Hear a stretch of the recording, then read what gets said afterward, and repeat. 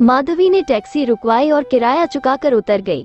हल्के प्रकाश में उसने ग्राउंड फ्लोर के कॉटेज सरीखे फ्लैट के छोटे से फाटक पर लगी जे के तनेजा के नाम की नेम प्लेट देखी और फाटक का दरवाजा अंदर दाखिल हो गई। अंदर आकर उसने दरवाजे की कॉल बेल बजाई। चंद क्षण बाद दरवाजा खुल गया। सामने नाइट गाउन पहने जयकिशन खड़ा हुआ था।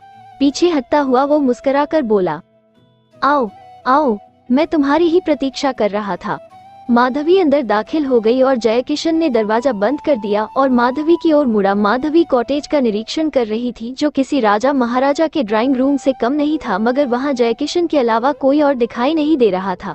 माधवी ने इधर उधर देखकर पूछा, आपके गेस्ट नहीं आए? आते ही होंगे। और शांति और रजिया? वो 8 बजे तक आ जाएंगी। तब तक तुम किचन में चली जाओ। तुम शुद्ध शाकाहारी तो नहीं हो? जी हूँ तो शाकाहारी, लेकिन ऐसी भी नहीं कि हाथ न लगा सकूं। वेरी गुड, फ्रिज में से चिकन निकालो और उसे भून लो।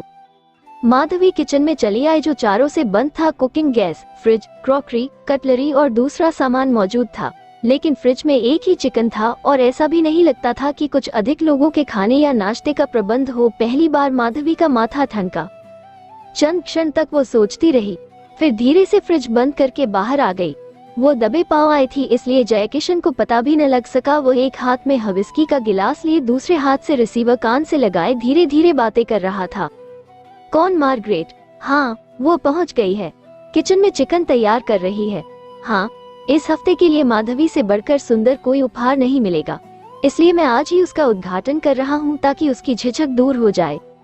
माधवी को ऐसे लगा था जैसे उसके पैरों तले से धरती ही खिसक गई हो। बदन से किसी ने सारा लहू निचोड़ लिया हो। उसकी ऊपर की सांस ऊपर रह गई थी, नीचे की नीचे। दिल की धड़कनें जैसे बंद होने लगी थी। फिर वो बहुत धीरे धीरे बिना आवाज किए उसकी ओर बढ़ने लगी, लेकिन इससे पहले कि उसका हाथ दरवाजे की चटकनी पर जाता, अचानक जयकिशन मुड़ा और चंद क्षण के लिए वो सन्नाटे में रह गया। फिर उसके होठों पर मुस्कुराहट फैल गई और उसने माउथ पीस में कहा, मार्गरेट, अभी कट मत करना। माधवी ने हमारी बातें सुन ली हैं। माधवी ने जल्दी से चटकनी खोलने का प्रयत्न किया, मगर व्यर्थ। चटकनी का मैकेनिज्म शायद किसी चाबी पर निर्भर था। जयकिशन ने मुस्कुराकर कहा, व्यर्थ है माधवी, इस चाबी के बिना ये दरवाजा नहीं खुल सकता। उसने चाबी कालीन पर फेंक दी और बोला, छेद ढूंढ लो और ताला खोल लो। माधवी ने झपटकर चाबी उठा ली। उसने पूरा दरवाजा देखा, लेकिन चाबी का छेद उसे कहीं नहीं मिला। इस बीच जयकिशन ने गिलास खाली करके दूसरा गिलास भर लिया था। वो मुस्कुराकर माधवी से बोला, बहुत मुश्किल है, इस चाबी का छेद तो मार्गरेट तक को नहीं मालूम, जो हमारी सबसे बढ़कर वफादार है। माधवी के चेहरे की रंगत फीकी पड़ गई थी। वो थर थर कांप रही थी। जयकिशन ने एक घंट लेकर कहा, तुम आखिर यहाँ से क्यों भागना चाहती हो? मैं आपके हूँ।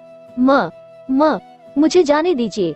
हाथ जोड़ती, मान मैंने जाने भी दिया तो इतनी बड़ी दुनिया में किस तरह ये सुंदर शरीर बचाकर रखोगी?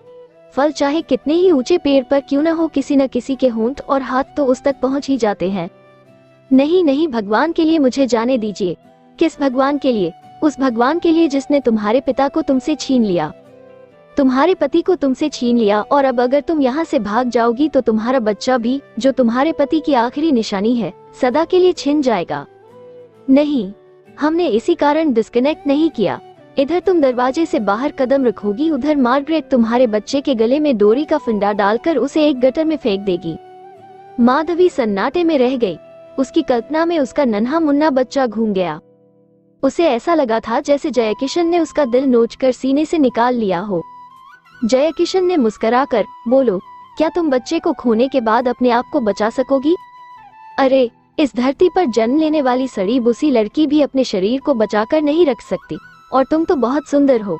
और फिर जब से संसार बना है यही होता आया है। स्त्री केवल पुरुष के लिए पैदा की गई है, चाहे वो किसी एक पुरुष के हाथ में रहे, चाहे 10 पुरुषों के हाथों में। मूर्ख स्त्रियां धर्म के पवित्र बंधनों को भगवान का आदेश मानकर एक ही पुरुष के लिए अपना शरीर सीमित कर लेती हैं, उससे मार खाती हैं, फाके झेलती है, उसके लिए बच्चे जनती हैं और मर जाती हैं।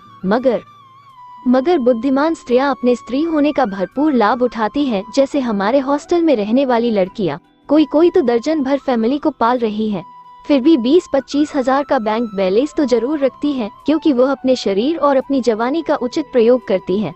माधवी कुछ नहीं बोली। जयकिशन ने फिर मुस्कुराकर कहा, जानती हो हमने तुम्हें सबसे पहले किसके